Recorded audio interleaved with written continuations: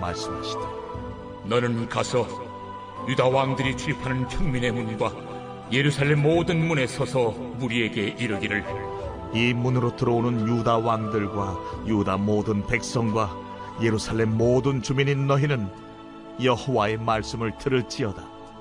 여호와께서 이와 같이 말씀하시되 너희는 스스로 삼가서 안식일에 짐을 지고 예루살렘 문으로 들어오지 말며 안식일에 너희 집에서 짐을 내지 말며 어떤 일이라도 하지 말고 내가 너희 조상들에게 명령함같이 안식일을 거룩히 할지어다. 그들은 순종하지 아니하며 귀를 기울이지 아니하며 그 목을 곧게 하여 듣지 아니하며 교훈을 받지 아니하였느니라. 여호와의 말씀이니라. 너희가 만일 삼가 나를 순종하여 안식일에 짐을 지고 이 성문으로 들어오지 아니하며 안식일을 거룩히 하여 어떤 일이라도 하지 아니하면 다윗의 왕에 앉아있는 왕들과 고관들이 병거와 말을 타고 이 성문으로 들어오되 그들과 유다 모든 백성과 예루살렘 주민들이 함께 그리할 것이요 이 성은 영원히 있을 것이며 사람들이 유다 성읍들과 예루살렘에 둘린 곳들과 베냐민 땅과 평지와 산지와 네겝으로부터 와서 번제와 희생과 소제와 유향과 감사 제물을 여호와의 성전에 가져오려니와 그러나 만일 너희가 나를 순종하지 아니하고 안식일을 거룩되게 아니하여 안식일에 짐을 지고 예루살렘 문으로 들어오면 내가 성문에 불을 놓아 예루살렘 궁전을 삼키게 하리니 그 불이 꺼지지 아니하리라 하셨다 할지니라 하시니라.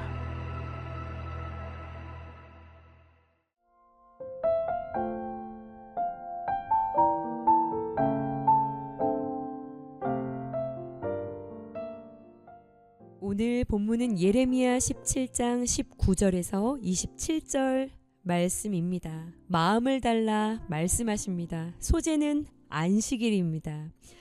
몇 해 전에 한 청년이 심각한 상담을 해왔어요. 결혼을 전제로 진지하게 만남을 이어가고 싶은 상대가 생겼는데 크게 부딪혔다는 거예요. 그 이유는 주일에 자신이 오랜만에 부모님을 만나서 고기 뷔페집을 가서 대접을 해드렸는데 주일날 밖을 나갔고 돈을 썼다라는 이유로 크게 교리 논쟁이 벌어져서 다투며 며칠째 서로 말을 하지 않고 있는 그런 상태에 있다고.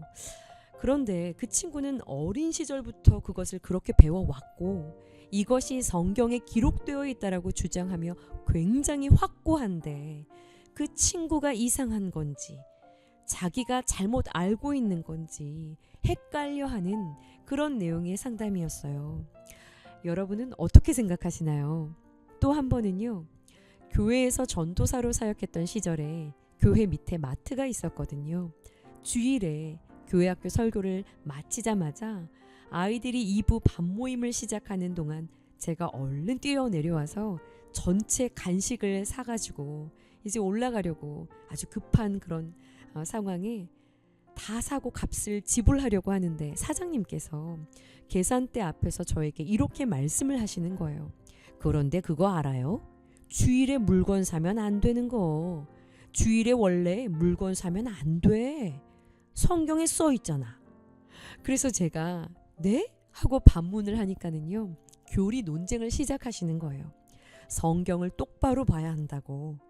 역시 그 성경이란 바로 예레미야 17장에 기록되어 있는 이 안식일에 대한 하나님의 말씀이었어요. 자, 여러분은 어떻게 생각하시나요? 오늘 본문 17장 19절에서부터 27절까지 하나님께서 예레미야에게 분부하시는 것이 있죠. 너는 예루살렘에 있는 모든 문에 가서 이것을 전하라는 거예요. 그 내용이 21절과 22절입니다. 너희는 안식일에 짐을 지고 예루살렘 문으로 들어오지 말아라. 안식일에 너희 집에서 짐을 내오지 말아라. 어떤 일이라도 하지 말아라. 내가 너희 조상 때부터 안식일 거룩히 하라고 했는데 귀 기울이지 않았고 그들이 듣지 않았다라는 거예요. 24절과 25절입니다. 이 안식일 날 짐을 지고 들어오지 않으면, 안식일을 거룩하게 하여 어떤 일도 하지 않으면 이 성은 영원히 있을 것이지만 27절에 그렇지 않으면 이 성문에 불을 놓을 거라는 거예요. 자, 여러분, 이 안식일에 대한 하나님의 명령이 출애굽기 20장에 기록되어 있죠.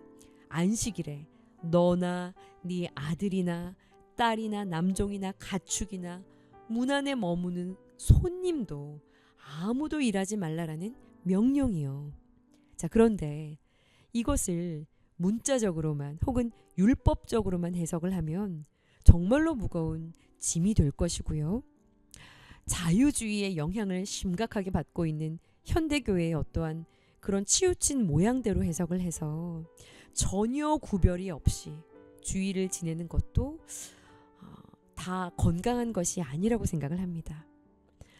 우리 김신욱 목사님과 창세기 강해를 할 때도 우리가 말씀을 들었었는데요. 긴 시간이 아니기 때문에 간략하게 정리를 해드리면, 안식일은 하나님께서 창조 사역을 모두 완성하시고 모두 마치시고 일곱째 날 쉬셨던 것에서 시작이 되었죠.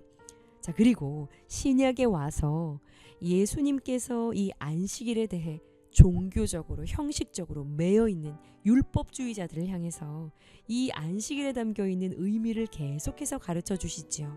마태복음 12장에서 예수님은 이 안식일의 주인이 당신이라고 말씀을 하셨고요.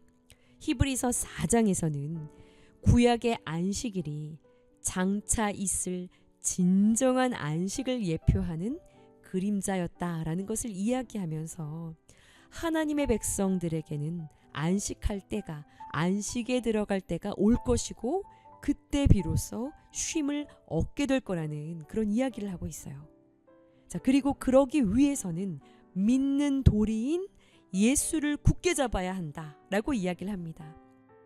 진정한 안식 안으로 들어가기 위해서 예수를 굳게 잡아야 한다라고 이야기하고 있어요. 여러분, 예수님께서 십자가에서 그 모든 죄의 값을 자신의 생명으로 지불하시며 죽으셨을 때 마지막으로 하셨던 말씀이 무엇이었나요? 다 이루었다.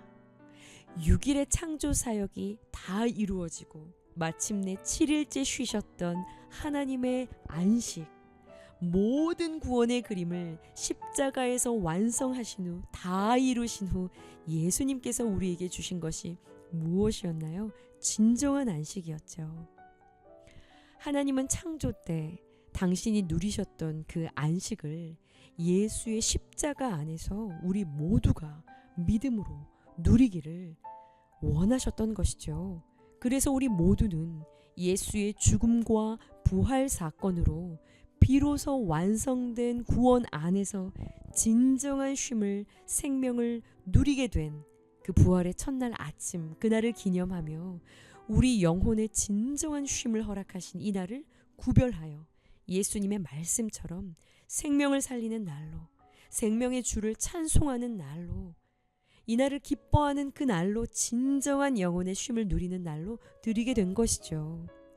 우리의 삶의 구원이 주께 있고 우리의 영혼의 구원이 주께 있으니 그 주권을 고백하는 이마다 기꺼이 이 날을 하나님께 드리는 것 아니겠습니까?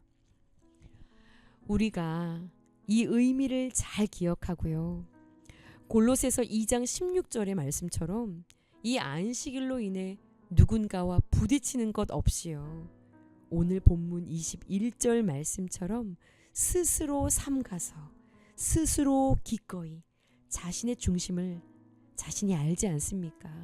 스스로 삼가서 우리에게 진정한 안식이 되시는 예수 안에서 이 날을 구별하여 드릴 수 있는, 예배에 온 마음을 쏟을 수 있는 그러한 주님을 향한 사랑이 우리 안에 넘쳐나서 이 안식, 이 주일을 기쁨으로 드리기를 정말 간절히 소원합니다.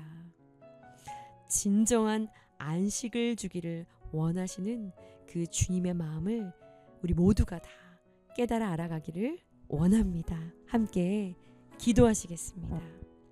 진정한 안식을 주길 원하시는 주님의 마음을 깨닫길 원합니다. 주 안에 진정한 안식을 누리고 안식하지 못하는 죄에 매인 영혼들을 열심으로 섬기며 안식의 기쁨을 맛보일 수 있는 우리 모두가 되게 하여 주옵소서. 안식일의 진정한 주인이 되시는 예수 그리스도의 이름으로 기도합니다. 아멘.